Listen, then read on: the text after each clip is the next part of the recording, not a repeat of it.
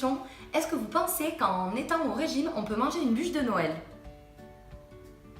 La réponse est oui, et je vais vous le prouver tout de suite avec cette vidéo. Alors, pour cette recette, nous allons avoir besoin de lait écrémé, de fécule de maïs ou de la maïzena, de l'édulcorant en poudre résistant à la cuisson, un bioflan à la vanille, de l'agar-agar, de la levure chimique et 5 œufs.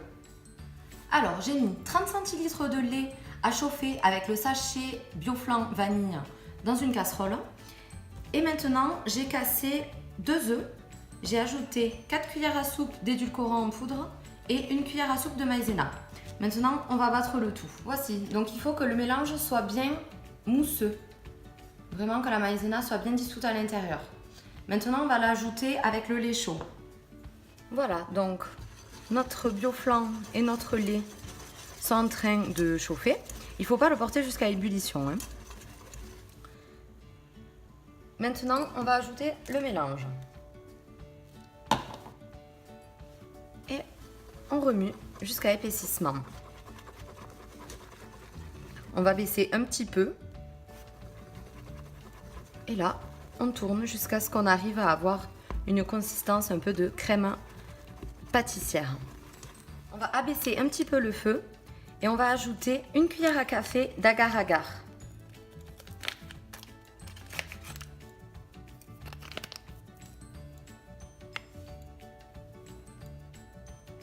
J'ai fait une bêtise. Allez, on reprend le mélange. À ce stade-là, comme vous pouvez le voir, on a vraiment une bonne consistance. Et on va goûter maintenant si au niveau du goût ça nous convient ou pas. Pour moi c'est parfait. Maintenant on va la placer au frigo. J'ai le Cook Expert de Magimix, donc il faut enlever en fait le petit capuchon et lancer le programme blanc en neige.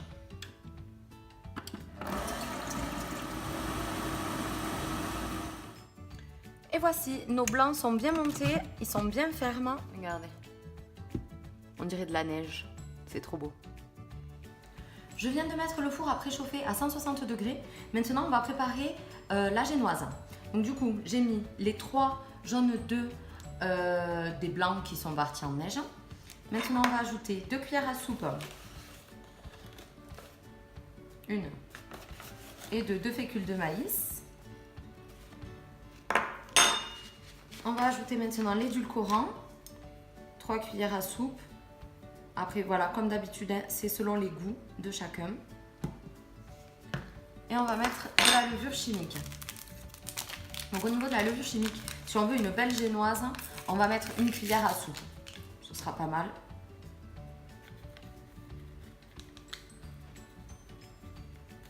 Voilà, parfait. Maintenant, on va remuer ça. Pour que le mélange soit bien homogène, moi je fais au batteur. Donc voilà, maintenant le mélange est fait. On va incorporer les blancs en neige. Alors, voici nos blancs. Et on va mélanger délicatement. Voilà, donc on a maintenant notre mélange bien homogène. Et ça va être notre gâteau. Donc on va maintenant l'étaler sur une plaque. Voilà, alors j'ai étalé la génoise à une espèce de forme de rectangle et je vais la passer maintenant au four pendant 10 minutes à 160 degrés. Allons-y. Voici, donc on la lance maintenant pour 10 minutes à 160.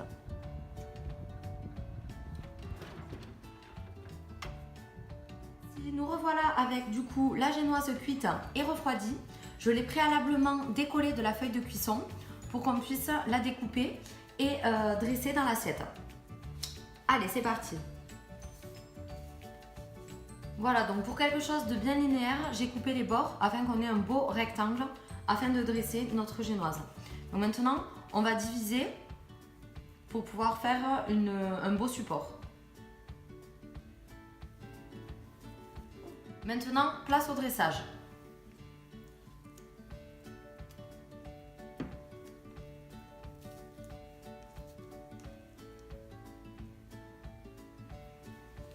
On ajoute de la crème. Voilà, la première couche de crème est appliquée. Maintenant, on remet une couche de génoise.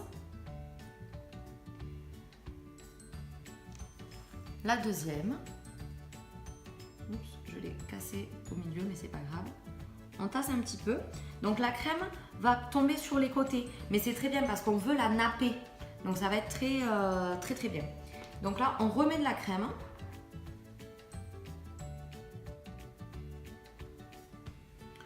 Voilà, donc là j'ai appliqué la deuxième couche de crème au-dessus, vraiment très grossièrement. Et maintenant, vu tout ce qu'il nous reste, on va pouvoir vraiment faire tout le contour et la napper correctement. Allons-y. Voilà, donc là je l'ai nappé grossièrement. Après on peut l'affiner, puis on va mettre de la déco. Donc ça va être sympa. Et il reste quand même tout ça.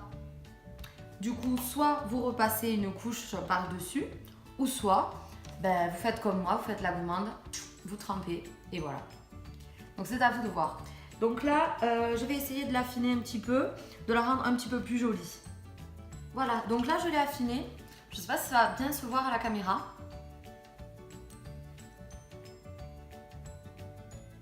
Du coup, il ne reste plus qu'à la décorer.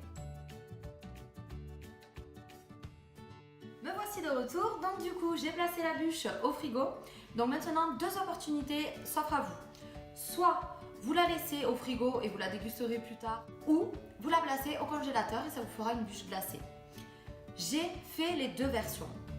Honnêtement, ma préférée reste la normale qui reste au frigo. Après, c'est vrai que quand on la congèle, elle perd de son goût, je trouve, au niveau de la vanille et au niveau du sucré. Elle est beaucoup plus fade, on va dire. Donc moi, je vous conseille de la laisser au frigo. Après, faites comme bon vous semble, faites-vous plaisir, comme d'habitude. J'espère que la vidéo vous plaira.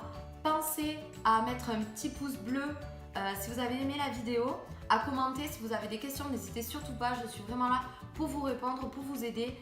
Si c'est pour plusieurs goûts, etc., c'est possible. Vous pouvez le faire au cacao, vous pouvez le faire avec plein d'autres goûts, bio flan, en fait. À vous de voir avec votre imagination où c'est que vous voulez aller dans votre pâtisserie de régime. Une dernière petite chose, pensez à dérouler la barre d'infos pour pouvoir voir la recette dans son intégralité, ainsi que les proportions, les ingrédients, etc. Et je mets aussi les liens pour accéder à mon blog, à mon Instagram. Et pensez à vous abonner, à liker et voilà. Je vous fais plein de gros bisous. Je vous laisse. Moi, je vais goûter ma petite génoise avec ma crème pâtissière. Je vais vous dire ça. Faites cette recette et dites-moi ce que vous en pensez, s'il vous plaît.